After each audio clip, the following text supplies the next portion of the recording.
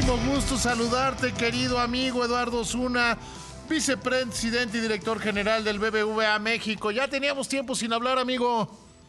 Querido David, un gusto saludarte y como siempre a tus órdenes y un gusto estar contigo en tu programa. Oye, estás teniendo tus reuniones de consejeros regionales. ¿Cómo están? ¿Cómo ven las cosas?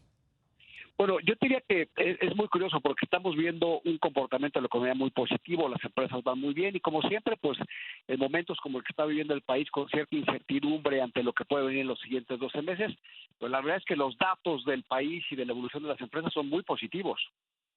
Justo ahorita estaba conversando con Arnulfo Rodríguez eso, que los datos de la economía se ven bien, muy bien, pero que apenas alcanzan para regresar a donde estábamos, ¿no?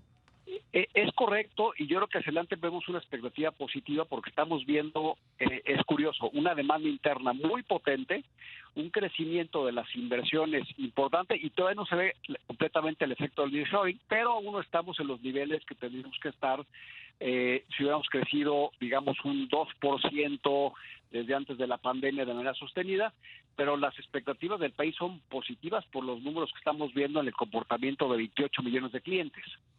Oye, ustedes son el banco más grande, más importante, más poderoso del país. ¿Cómo se ve la competencia bancaria? ¿Cómo la ven tus consejeros?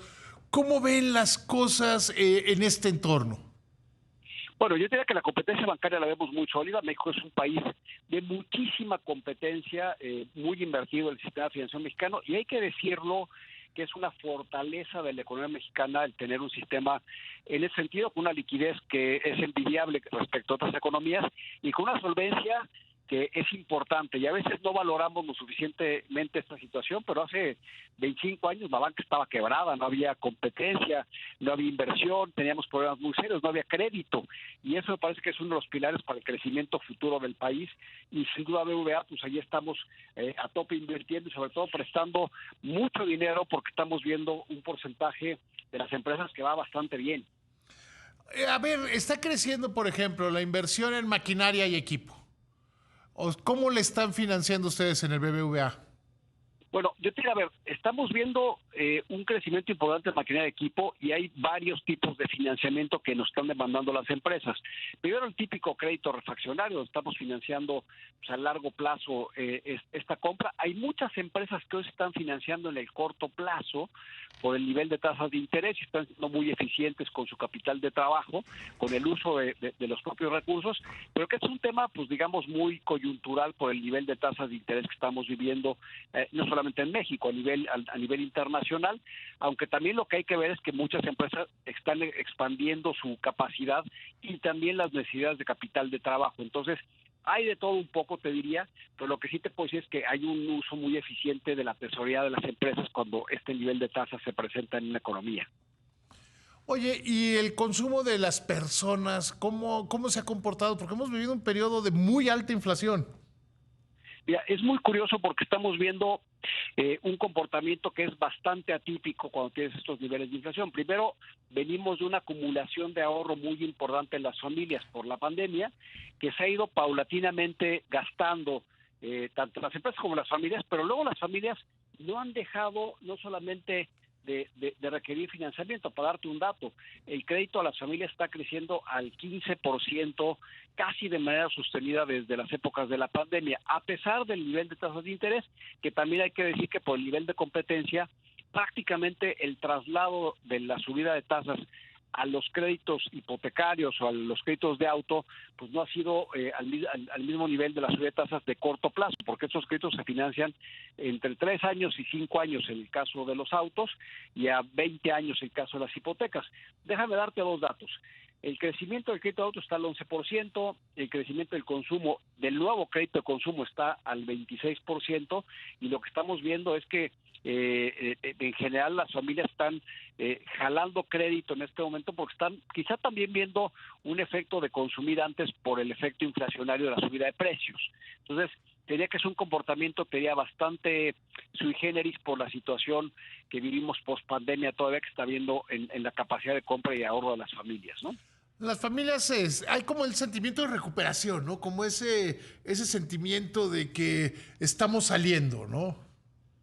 Sí, y sobre todo te diría que se ve en el nivel de confianza de las personas. Cuando tú mides índices de confianza ante un buen desempeño de la economía, buen nivel de creación de empleo, la gente en general está positiva respecto del futuro de su situación familiar y personal, y por eso están consumiendo.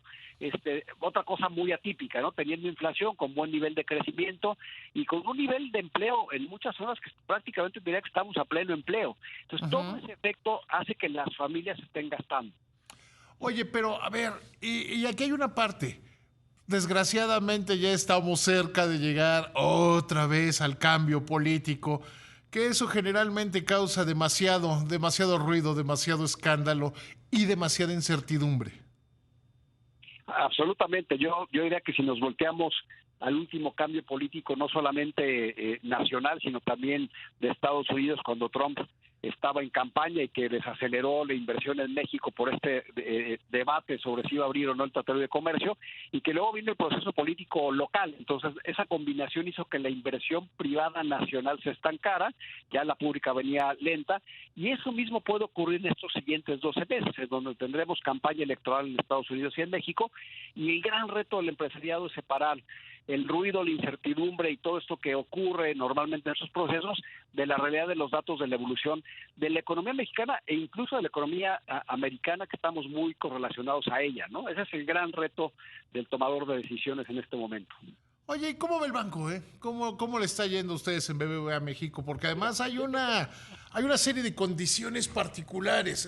Pues, es raro que uno de los grandes, que uno de los que le están cercanos normalmente en la competencia, pues está viviendo un proceso de ajuste, ¿no? Y eso abre oportunidades para otros y ustedes con esa... Hay un dicho en los deportes que dice que perder significa que te tienes que esforzar para ganar y ganar significa que te tienes que esforzar dos veces para no perder y ustedes son el campeón, digamos, son el que tiene la corona.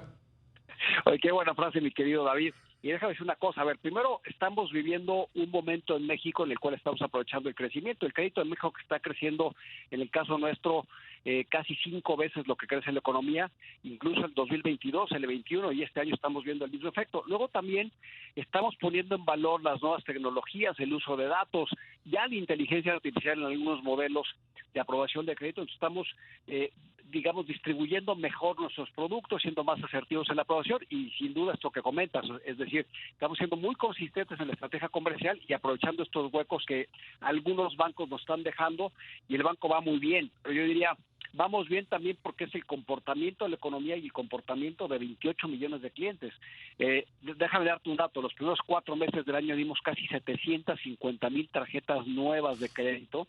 El crédito PYME creció, el crédito nuevo de PYME 23%. Entonces, yo diría que esto es una mezcla de cosas que hacen que el banco tenga un performance muy bueno estos primeros 4 meses, pero déjame insistir en algo. El banco no iría bien si la economía no estuviera evolucionando de manera positiva. Luego vemos todo este ruido que comentabas y pues debemos ir todavía mejor como país en términos de crecimiento económico, ¿no? Estoy totalmente de acuerdo contigo, querido amigo. Te mando un abrazo, que te vaya verdaderamente bien.